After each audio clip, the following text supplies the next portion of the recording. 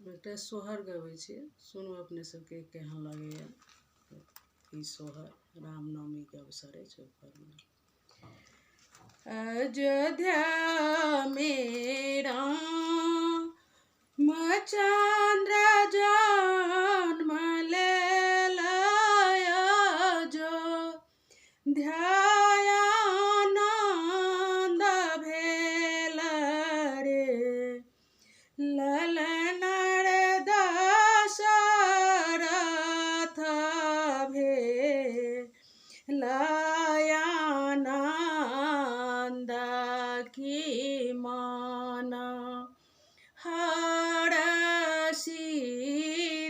भेल रे, ललन रे राजा दशरथ भेलयानंद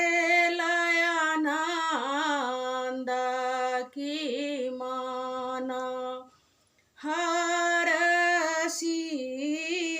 भेल रे। किए जे देव ब्राह्मण की, ये भटी न देव रे, ललन रे किए देव न अग्रसोहागिन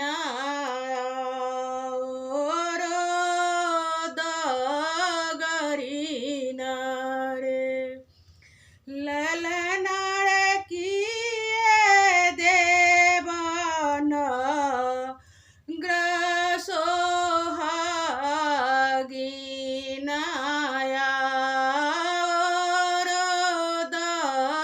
औरदगरिन रे। सोना जे देव ब्राह्मण रूपे भटी न देव रे, ललन रे पठोर दे बसोहागिन सारी दगरिन देव रे, ललन रे पठोर दे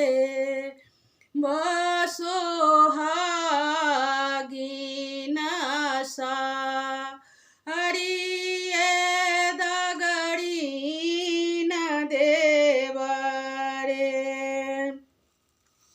घर सँ बाहर भेली के कई रानी सुनू, राजा दशरथ रे, ललन रे बूझी सूझिया जो ध्यालुटाए